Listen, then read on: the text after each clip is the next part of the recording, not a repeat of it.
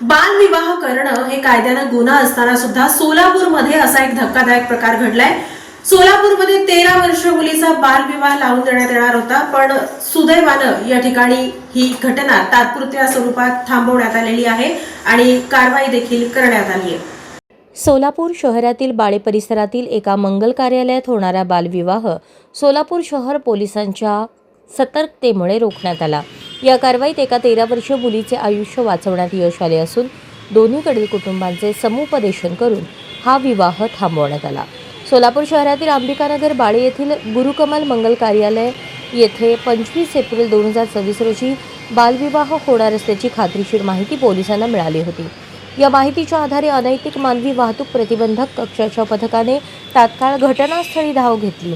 पोलिसांनी घटनास्थळी पाहणी केली असता तिथे वधू आणि वरपक्षाकडील नातेवाईक मोठ्या संख्येने उपस्थित होते। साखरपुडा उरकून विवाहाची तयारी सुरू असल्याचे पोलिसांच्या निदर्शनास आले।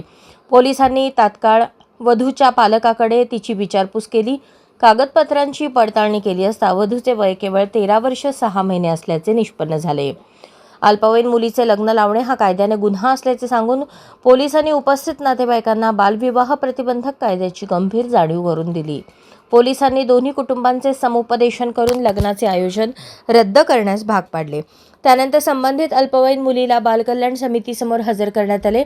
ही कारवाई सोलापूर पोलीस आयुक्त एम राजकुमार, पोलीस उपायुक्त गौहर हसन, सहाय्यक पोलीस आयुक्त पंडित यांच्या मार्गदर्शनाखाली पोलीस निरीक्षक स्नेहा मेहतर, अनैतिक मानवी वाहतूक प्रतिबंधक कक्षाच्या पोलीस उपनिरीक्षक अश्विनी काळे, फौजा चौडी पोलीस ठाण्याचे पोलीस उपनिरीक्षक सुतार आणि महिला सुरक्षा कक्षाच्या पथकाने संयुक्तरित्या सहभाग घेत कारवाई यशस्वी केली।